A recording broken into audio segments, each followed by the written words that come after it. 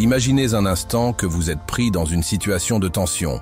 Quelqu'un vous insulte, vous critique injustement ou vous confronte de manière agressive.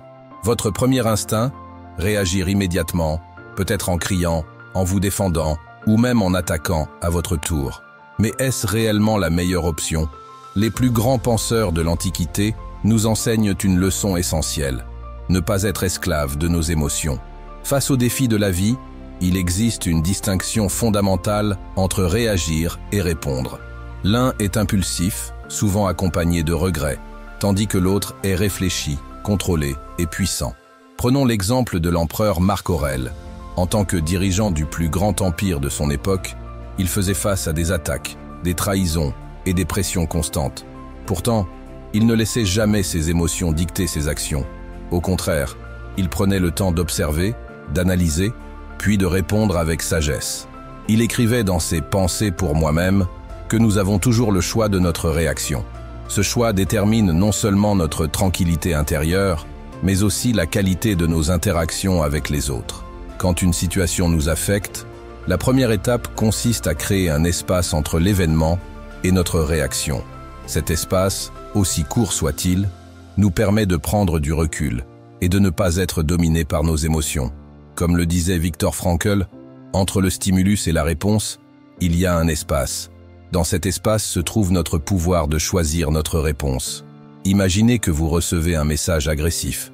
Votre première envie pourrait être de répondre sur le même ton. Mais au lieu de cela, faites une pause. Respirez profondément. Laissez passer quelques instants avant d'écrire quoi que ce soit. Cette simple habitude peut transformer la manière dont vous gérez les conflits. Vous constaterez souvent que, après réflexion, la meilleure réponse est le silence, ou une réponse posée et réfléchie. Les émotions sont naturelles, mais elles ne doivent pas prendre le contrôle. La colère, la peur ou l'impatience peuvent nous pousser à agir de manière impulsive. Mais en prenant du recul, nous pouvons choisir une réponse alignée avec nos valeurs et nos objectifs. Il ne s'agit pas de réprimer ces émotions, mais plutôt de les comprendre et de les canaliser de manière constructive. Sénèque nous rappelle que ce n'est pas l'événement en lui-même qui nous trouble, mais l'interprétation que nous en faisons. Si quelqu'un vous critique, vous pouvez le voir comme une attaque personnelle, ou bien comme une opportunité de réflexion et d'amélioration. C'est votre perception qui détermine votre état émotionnel. Imaginez que vous êtes un arbitre lors d'un match de football. Les supporters vous hurlent dessus, certains vous félicitent, d'autres vous insultent. Si vous laissez chaque remarque vous affecter, vous perdrez votre concentration. Mais si vous vous focalisez sur votre rôle et votre mission, ces bruits extérieurs n'auront plus d'impact sur vous. L'un des exercices les plus puissants pour entraîner son esprit à répondre plutôt qu'à réagir est la visualisation négative. Imaginez les pires scénarios possibles. Anticipez les réactions impulsives que vous pourriez avoir et entraînez-vous mentalement à y répondre avec calme et sagesse. Cette préparation vous aidera à garder votre sang-froid lorsque vous serez confronté à de réelles difficultés. Les philosophes antiques pratiquaient cet exercice quotidiennement pour se préparer aux imprévus de la vie. L'entraînement du mental passe aussi par l'observation de soi. Prenez un moment chaque jour pour réfléchir à vos réactions. Y a-t-il eu des moments où vous avez réagi plutôt que répondu? Comment pourriez-vous mieux gérer ces situations à l'avenir? En développant cette conscience, vous gagnerez en maîtrise. Vous pouvez tenir un journal de bord où vous notez vos réactions et ce que vous auriez pu faire différemment.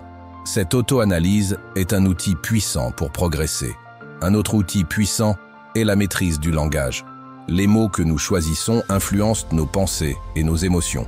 Plutôt que de dire « cette personne me met en colère », essayez « je ressens de la colère face à cette situation ». Ce simple changement vous rappelle que vous avez le contrôle sur vos émotions et non l'inverse. Les mots façonnent notre perception du monde et en choisissant consciemment nos formulations, nous reprenons le pouvoir sur nos réactions. Il ne suffit pas de comprendre cette approche intellectuellement, il faut l'appliquer quotidiennement. La prochaine fois que vous êtes tenté de réagir impulsivement, souvenez-vous de cette phrase. Est-ce que cette réaction va réellement améliorer la situation? Souvent, la réponse sera non.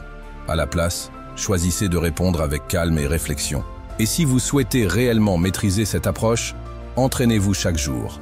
Méditez, réfléchissez à vos actions passées et surtout, appliquez ces principes dans votre vie quotidienne.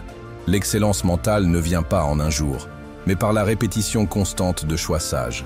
Pensez à vous entourer de lectures et de personnes qui cultivent cette approche, car notre environnement influence notre manière de penser.